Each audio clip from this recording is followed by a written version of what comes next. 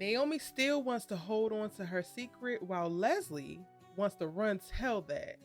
And Kat is still putting belt to ass when it comes to the Leslie ladies.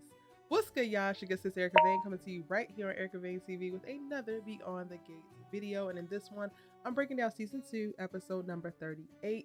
If you're new here, hit that subscribe button, turn on your bell notifications so you don't miss the moment I post new Beyond the Gates content and conversation. Okay, let's get into this episode. But before we do, Cookie from the Shy, I think that's your username. I was in the comments and she said, isn't Tomas from Puerto Rico? That would mean he's not an immigrant, right? Because a few breakdowns back, I said something along the lines. This is not an exact quote. Something along the lines of like, I would love to see the flawed like immigrant story that like detailing all that it takes and like the motivation that you have and kind of like the chip that you carry on your shoulder as an immigrant coming into the US and making a way. Like that's just different. Yes, he is from Puerto Rico. At the time I wasn't really even thinking about that. I was more so thinking about just the representation of immigrant, and I want to come back and be very, very clear in this because I know that you didn't mean anything by it, Cookie, and you were 100% right. Like that clarification is necessary. I'm glad that you did it. At this day and age and this time when we got ICE menacing through the damn streets, it's very important that we, clarify and be very, clear in what we're saying. For me, I was mostly communicating the vibe of like immigrant mentality. My father is from St. Thomas Virgin Islands. That island is a U.S. territory. So technically he has always been, and always has been a U.S. citizen, a U.S. resident. Like he is not an immigrant. But I often talk about him and speak about his immigrant mindset because how he, as well as other family members that I have had from various islands, how they move when they come to the U.S. and like the mainland U.S., not just the territories or islands or things like that. It's just a little bit different. And there is an immigrant chip on your shoulder where you go in and you like are working a little bit harder, and there's you come from something different and you see all this opportunity, and that's what the U.S. kind of represents. So when you land in a main city like DC, for my dad, he came from St. Thomas to Baltimore to go to Morgan. And that was his first time coming into the mainland U.S. and like seeing all of the different things, which is very different. Like it looks different in the States versus on the islands. That's more so what I was talking about. It's not that he is not a U.S. citizen or he should be treated any kind of way. I wasn't trying to use the word immigrant as like a dirty term or dirty word or anything like that. I have a ton of respect, an immense amount of respect for immigrants. And I do not condone what's going on in our country right now and under the direction of this ridiculous ass administration that we're living under. Okay. So that's what I meant by that. I want to see a little bit more grit to Tomas because he talked about coming from nothing. He talked about having to take care of his family and build himself up and make a way out of no way, which is often immigrants' stories. It's often people who come from disenfranchised or deeply marginalized communities and come into a DC, come into a LA, come into a New York and see all the opportunity, pull themselves up by their bootstraps, educate themselves, talk to the right people, like did all of the things, and they're trying to really make a way and make a huge difference so that they can have a windfall in their family. And if they're going to tell that story with Tomas, my whole point was lean into that. Right now they're playing it very, very safe when it comes to him. And in the last few episodes, I've liked it more in him making very definitive decisions that show who he is as a man, and not just he's not just a snake, but he has layers to him. And all I wanted to communicate was that they need to lean into that. So hopefully that clarification makes sense. Tomas is technically not an immigrant. However, I do believe that he would be, even coming from Puerto Rico, because that is also an island, still part of the U.S., but an island. I think that he will have that mindset more so than people that you run into day to day. Like, and I don't know if I'm explaining it correctly, but hopefully I am. But thank you for your comment. I really appreciate being able to clarify and deepen conversations, because most of the time when I am recording these breakdown videos, it is coming off of the dome, y'all. I'm going off of what I remember from the episode, what I remember, not only what happened in the episode, but also what I remember about how I felt and how I responded. I don't really write much down or do any of that. So sometimes things could get misconstrued. Sometimes I could forget to say something that also is a part of the context. So when you post comments that add additional clarity, that ask questions, that push a little bit further, or just be like, hey, Erica, wait a minute, that actually helps me to deepen the conversation and to broaden the conversation. So I appreciate you for doing so. Again, thank you. I think it was Cookie from the Shy. I appreciate your comments, Buki. Now into the episode. Anita's Gayle King interview airs today in this episode, and everyone around Fairmont Crest is seeing it. Naomi is watching it with Ashley over there at the smoothie/coffee shop. The people at the country club are watching it. Anastasia is trying to get her a little bit of attention while everybody is glued to Vanessa's tablet and like, wait, what is going on here? Leslie and Eva see it over at Orphagines, and this kicks up a little bit of dust for her because she hates the idea of the Duprees commanding this amount of attention, and she wants to be able to steal a little bit of the spotlight back, and that's what her mission is this entire episode. She decides that she is going to now announce the free clinic, even though she has no certifications, even though they're not been green light to open the doors, even though she don't even know what's going on. Eva just hired your general manager yesterday, but you're gonna go ahead and make an announcement because you want to try to steal back just a smidget of the spotlight that the Duprees have right now, with Anita announcing that she is battling cancer and you can't stand it. Your one-sided beef with the Duprees is really getting a bit much, Leslie. Really getting to be a bit much. And yes, it is on her to manage her mental health, but y'all, I literally default to Eva every single time because she is still allowing herself to be a co-conspirator in her mother's foolishness, and it is annoying at best and stupid at worst. Like the way that they have Leslie running around this episode, she first goes to Anita, I need Gayle King's number. That is an absolute no. Okay, as a person who has celebrity friends, some of y'all favorite actors and actresses on some of the dopest shows are in my phone. I wish the hell I would allow some, especially my damn enemy. You're not even my friend. You're my enemy, and you won't come up and ask me for somebody's number, a notable figure's number, a celebrity's number, a person of influence's number. Is it crack, ho? Because it's you smoking something. She goes to ask for Gayle King, can't get Gayle King. Oh, well, give me your publicist. No. But Anita and them are way too posh, way too well-to-do, have a little bit too much decorum to do that. So Vernon lets her down easy of like, oh, we'll pass your information over to the publicist if they're actually taking clients, and they'll reach out to you. And I get it. I get that you want to maintain your dignity and how you navigate this particular community. You love to artfully navigate through this little society. But this is a peon, a miscreant, if you will, who has infiltrated said society, and she should not be given the pleasantries that you offer everybody else when you give them a nice, nasty go to hell. She needs to straight to your face go to hell. She needs the absolute hell no. She was so comfortable that she walked up and asked for Gayle King number and then sat her ass down because you didn't give that, but she gonna get something. She thinks she's gonna get something. And I feel like part of it's because, not that I think that it's okay to like let Leslie change them, because that's also something I guess to come up in conversation, right? Like if they just start cussing Leslie out every single time they see her, wouldn't that be her Leslie changing them? Technically, yes. But I also think that Leslie is using the rope that they give her, and they give her entirely too much rope. Maybe it's not cuss her ass out every single time that you see her, but it's a no. You cannot ask me for any favors. I will not support anything that you're actually doing. I'm going to get a restraining order. Erica has been asking, the show has been on the air for the last year. I've been asking for a restraining order for at least the last 11 months. There ain't a restraining order in sight, but y'all want to have all this poise and all this damn decorum when navigating this lady who keeps coming to you day after day, and she's not going to stop coming. I cannot imagine, like, this would make my ass itch if I was this passive on somebody who was literally infiltrating my life in this way and creating so much dissonance and destruction. There is no way I could operate how they operate when it comes to Leslie. No way. She can't get what she wants out of Anita. Vernon gives her the nice, nasty, we'll pass your information along. We ain't gonna do cool. She takes herself over to Dani's house. And not Dani's front door.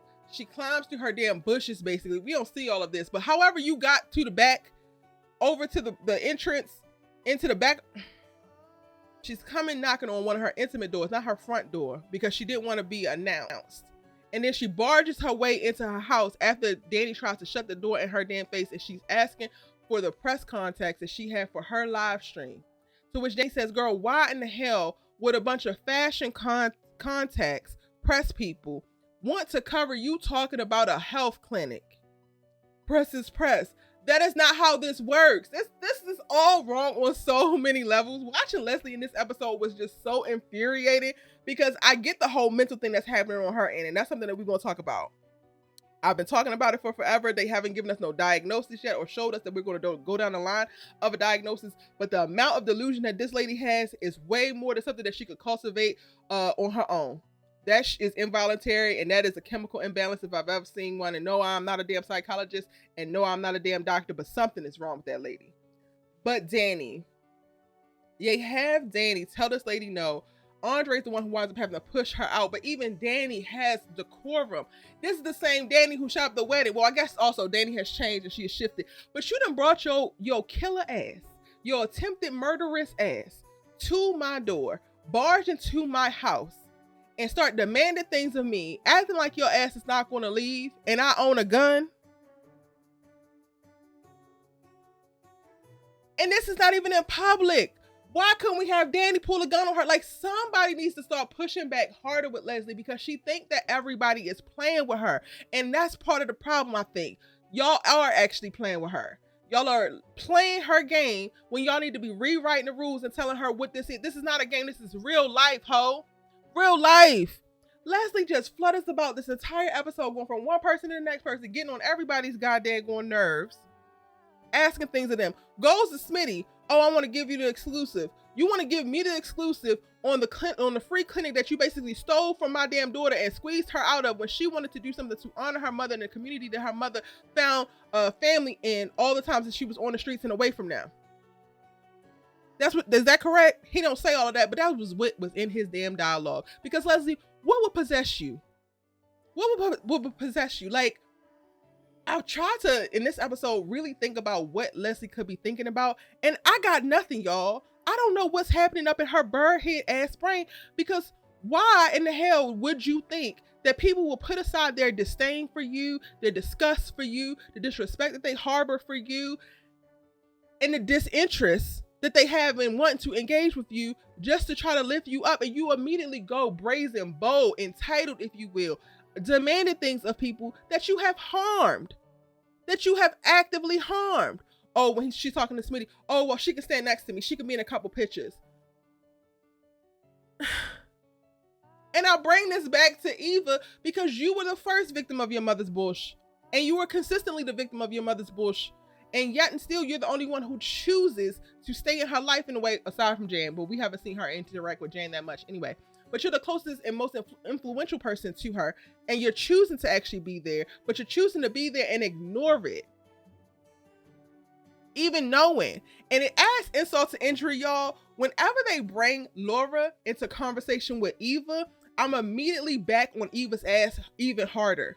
Because Eva, you want to play like you're just this nice girl and you were just a victim of your mother's lies and you didn't really mean all of these things, but you know without a shadow of a doubt that your mother tried to kill this girl not once but twice.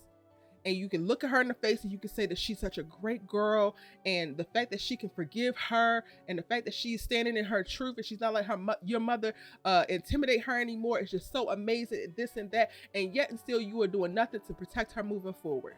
You want to claim that you are like girl power this and progressive woman that, and yet and still you will allow Laura to consistently still be victimized by your mama, even if it's not as active as the choices that she was making before. But you are so willing to sop up all the grace and forgiveness that everybody can offer you. And I'm about to take my ass over to Nicole, because the way that they have not only Laura but Nicole jump to Eva's defense when Kat gets on her about Eva pisses me off so bad. And it's not because Laura can't forgive her. It's not even because Nicole can't forgive Eva. It's because they do so absolutely. All the while, Kat has been fighting for y'all's dignity. Specifically, Nicole, your dignity, even though this woman is stopping at nothing to try to continuously humiliate you. So much so that y'all ended y'all marriage. Laura, Kat was leading the charge when it comes to bring whoever tried to take her life to justice and put herself into harm's way quite a few times trying to do so. getting evidence and everything, but that also is the dissonance that's happening. And like, I feel like the writers, for whatever reason, decided they was going to drop the specific tidbits and never have Kat speak to the specifics of what she knows about Eva. All of the things that they have Kat proclaim, and like, Eva's evil just like her mama, and Eva is not to be trusted just like her mama. She don't ever bring up the specifics. I found the motorcycle helmet and the gloves in her hotel room under her bed. That to me right there is checkmate. Right there. Put Eva in a position to be questioned about some of her additional decisions, because yes, her mother didn't tell her the truth, told her that Ted knew about her. He didn't. Told her that the family didn't care, and they do. Cool.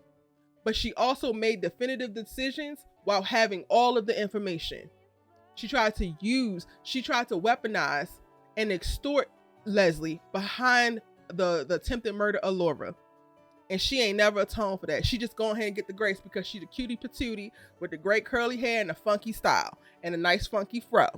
Absolutely the hell not. It's a no for me. It's so funny, y'all, because as I'm doing this breakdown and I'm about to go into this whole Kat section, me and my grandmother are beefing about Kat. And I think that we will forever beef about Kat. So I'm kind of giving y'all that tidbit information, because if you are some of Eva's strongest soldiers and you hate Kat, I might not be the creator for you, because I'm beefing with my grandmother over Kat. And I'm not lying or embellishing. The lady basically almost hung up on me today, because it's like that when it comes to Catherine Richardson. Is Catherine Richardson right all the time? Absolutely the hell not. Is Kat Richardson set tripping every now and again? Absolutely. But don't we all? Don't we all? I know I do. And every now and again, I'm gonna need somebody to go and back me up, because I might be set tripping. I might be going hard. I might be going hard in the paint behind something, but I ain't doing it for no damn reason. And most of the time I'm doing it behind some accountability that people are skirting. I don't know what it is about that. It might be just my Gemini popping out. I don't do well with people who try to skirt accountability. It literally only takes you taking accountability and apologizing for things to be a whole different conversation. If you can't do that, I'm on your ass. On your ass. So when we see Kat in this episode get on her soapbox and proclaiming all the evils that is Leslie and Eva, I'm just like, well, until Eva actually holds herself accountable to all her bullshit, I'm really like, it is what it is. Kat hate her. Kat wants her gone. Kat, whatever. It's whatever. And this is the part, like, I wish I need to start doing more live streams, because I guess I want to have these conversations in real time with y'all versus me recording a video and you having to post it as a comment. But like, all of Eva's strongest soldiers, do y'all realize that Eva could take her power back if she would just cop to? If she would just be accountable to all of her poor ass decisions, including her continued ones and her allegiance to her mama. She removes all of Kat's power. All of Kat's very valid critiques about her become mute if she owns them. But because she's constantly hiding them, because she's constantly navigating various relationships and being one way for this person, showing this face for this person, showing that face for this person, all about being nasty with Kat, because Kat being nasty with her, it creates this thing where we can't actually trust that she is who she says she is, or she is who she says she wants to be, because girl, you're still hiding from all of your poor ass decisions. You are quite literally a little bit of more of a drummed down version of your mama. And I'm not convinced that if Isaiah didn't come into play, you wouldn't be an exact copy of your mama. You just happen to be your mama with a man who actually wants you and not married. Because you had no problems pursuing Tomas the same way that your mama had no problems pursuing Ted. It's given 1-to-1, Bookie Butt. And there is still a very valid critique to be had about that. I gotta go back through the comments. I need another child in the comments video. That needs to be coming soon. Because I skimmed through and I saw a comment the other day. And it was something along the lines of like, Kat wasn't parented well by her parents the same way that Eva wasn't parented well by hers. So the fact that Kat gets so much grace is crazy because they have the same parental situation. And I'm like, y'all missing the nuance there. because Eva's parenting situation looked like her not being raised with any type of morals and decorum, no real support and resources and grounded in any kind of truth. Kat's parenting, they have lacked support and giving this girl information as it pertains to romance and interpersonal relationships. Every other place, academics, career, self-esteem to a certain extent, all of that has been supported, and she has had really great parenting in that regard. Unfortunately, she had parents who allowed themselves to buy into the bullshit that was their relationship, even though one of them knew they was cheating on the other. And I think that they did not have conversations. They did not try to instill certain things in her as it pertains to romance, because they let their relationship do the teaching. So all Kat knows is what she saw in that relationship, and that has just been blown up because half of that was a damn lie that her father created because he started cheating 20 years ago. So to me, that is very different than you having a narcissistic mother who can't give you support and any kind of real tutelage academically, career-wise, self-esteem, mental health. Eva's parenting deficit is way worse than Kat's, which is why she makes more terrible decisions than Kat does. But that's getting into the nitty-gritty and like what I feel like would be a whole other video, I guess, specifically talking about Kat and Eva, and I'm supposed to be breaking down this episode. So let me get back and get focused. Still drop y'all's comments, because again, I'll read them clearly. But like, let's wrap up this Leslie stuff, because I can scream on this lady for days. She goes around, can't recruit anybody to become a part of this foolish, random, vanity press conference she's just desperate to make because she needs to have herself pedestalized the way that she sees the Duprees pedestalized. Cool. She comes back to Orphe Jeans all in her little press conference get up. She has always been cute. Leslie is a fly lady. If she ain't nothing else, she gonna be fly, right? To which she wants to do the live stream. She's gonna have Eva do it with her. This is where I'm talking about Eva putting up a stand. This don't even have to be you gotta haul off and slap your mama. You don't even gotta cuss her out. You could just start to instill firm boundaries because you know what she's doing is wrong or disingenuous or disrespectful, and yet and still you don't do it. So they start to do a rehearsal for this live that she's going to do, this live stream, so she can try to command as much attention as she possibly can. She's fumbling about what she wants to say. She's trying to get people involved. I'm of the community, you're not of the community. Kat walks in and sees what's going on. Laura gives her a little bit of debrief and leaves, and then watches a little bit. And then Kat comes over and it's like, your mother attempted murder and this and that, and says all of these things, to which Eva turns the camera onto her and records it, only to turn back to her mother like, okay, her mother wants to defend herself. So you don't realize that you are complicit in that? You never had to turn the camera over to Kat, but now we're about to go into this next episode where you're going to have the claws out and you're going to take issue with Kat, but Kat did not say not one lie. It was not bit of libel there. No lie being told, but we're about to now watch you go at Kat specifically because y'all are arch nemesis and you have to. No, at some point you're going to have to align yourself with the damn truth, and your mama is wrong. And all she has to do in this particular moment is choose not to actually support her and do this live stream with her, not back her up when Kat is confronting her in this moment, because she should be confronted. And I know that so many of y'all do not like Catherine Richardson, fine, but hear what the hell she's saying, because it's the truth. And this lady should not be allowed to continue to run amok within this community as a danger she is to this community, all off the strength of her ego needed to be stroked and her poor self-esteem. Nobody has done anything to Leslie ever since Ted broke up with her. And yet and still she is making the world pay for her hurt, for her sorrow, for her lack of self-esteem, and for her loneliness. And I'm sick of it. I don't know about y'all, but I'm sick of it. Now, I feel like I'm going to definitely be talking more about this once we get what is the response to Kat in tomorrow's episode, because that's going to be a whole thing. And then we can actually break down this whole debacle. I know there are people who are still of the like, Kat needs to just let it go. Nicole, her mama is one of the people who wants Kat to just let it go. And maybe Nicole is right, but then also maybe not. I am of the belief that if I was put in the same position, I don't think I would be able to navigate society or at least this close-knit community the way they have, having to see the woman who ruined my parents' marriage, who introduced me to an illegitimate ass sister, a sister who thought that she needed to move me out the way, not come and be my friend, not come and be my sister and meet me.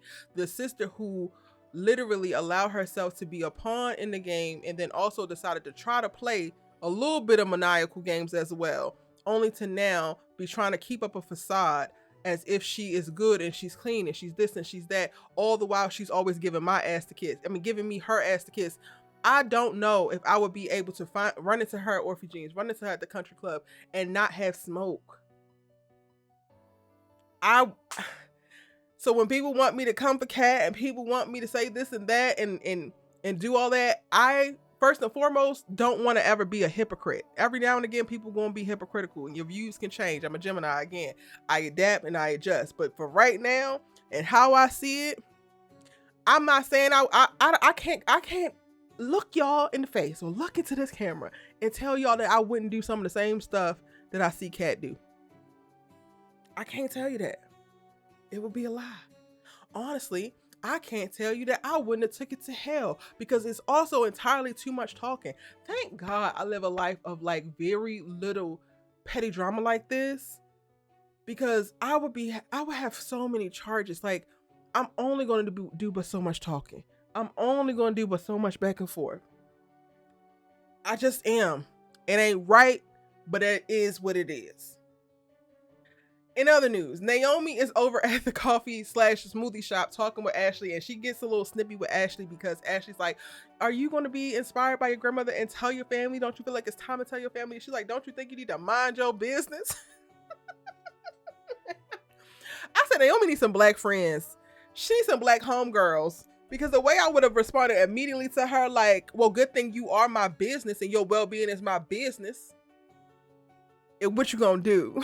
That's how I talk to my friends, especially the ones I really love. Because, girl, don't piss me off. Not too much. I have your goddamn back. Don't you do me like that. But Ashley handles it well, takes it in stride, realizes that there's something else underneath there. And then Naomi talks a little bit about what's going on with Jacob, with him being undercover, with him moving out, with people, with Elon being worried about him, and she's worried about him, just all the things. And this is the point where I'm like, y'all, this would be a wonderful space.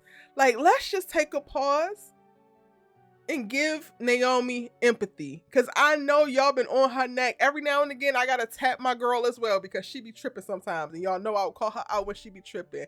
But this girl is navigating a lot. She tested positive for the BRCA gene. Her husband that she loves deeply is undercover and could lose his life on any given day. And she can't even actually talk to him. Her grandmama has cancer. Her mama also has said gene. Her sister's about to get married randomly, and she know her sister wayward as hell. The mistress that tore up her auntie's marriage is running amok that they always have to run into. There's random ass little fires here and there. June is good, so thank God. I feel like the only thing stable in Naomi's like circle or sphere of influence is June, because everything else is going haywire. And Miss Girl looks tired. I mean, she still looks cute. She always looks cute, but she looks like, God damn, all my life I had to fight, and I feel for her. Y'all, can we come together and just like give Naomi some grace? Because this, for the first time, I'm not like, Naomi, please. I'm like, girl, I feel for you. It's a lot. And I don't know if it's her having this conversation with Ashley that's making me realize, like, damn, she is carrying a lot. And it could be very heavy, like on top of her damn career. Where is Bill when we need him? Because he done came through and helped Chelsea in the whole Madison thing. So they both got to win and she gets to stay but still do the fellowship. Bill, I need you to step in and help your daughter, alleviate some stress from your eldest daughter, because she is weary now. She is so weary. And y'all, Vanessa goes over to Nicole's house and is talking about Deanna, but she also talked to Vernon and Anita about her as well. And they give her really great advice and like affirms to her that she's a good mom, to which I don't believe she actually is. And I cannot help but to think about how persistent she was in getting Darnell up out of there when he was just trying to be there for her. Now, because your daughter might be running around here with your prostitutes for your escort service, you need her home.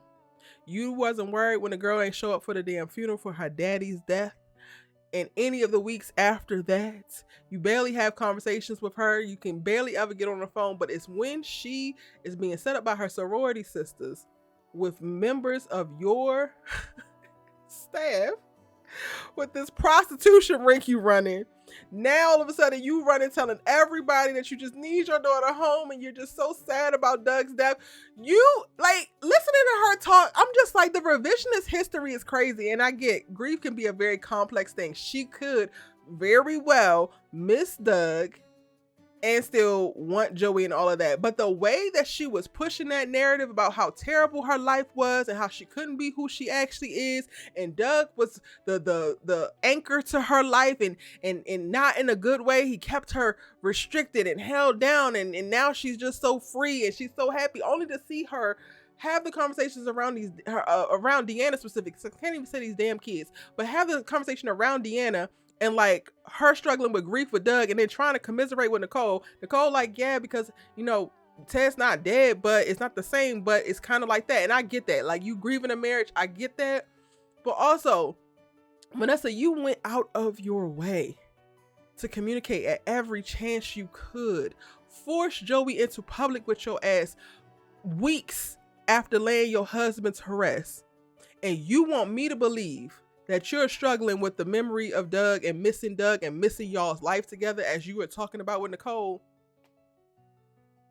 You can't stop hunching on Joey to save your life. And you want your daughter home. And you miss Doug. Vanessa, please. All right, y'all, those are all my thoughts. I feel like this video was all over the place, but also the episode was kind of all over the place because Leslie was the lead and she is chaotic as hell. Let me know what you thought about the episode in the comment section down below. I'm really looking forward to our conversation tomorrow after the Friday episode, so that we'll be able to like also recap a little bit for the week. I feel like I'm gonna have so much to say. And I know I've asked y'all this before, but I'm starting to feel more and more inclined now of like, I should probably be doing at least weekly lives. So would y'all like to see a live on Fridays at the end of the week after the Friday episode, or would you like to see a live on Monday at the beginning of the week? Let me know that in the comment section down below as well, so that we can figure it out, because I want to have these conversations with y'all. I want y'all to be able to call in. I want you to come and tell me like it is, respectfully, and us to continue to chop it up. Again, shout out to Beyond the Gates. Congratulations. Happy anniversary week. And I will see you tomorrow in the next Beyond the Gates video.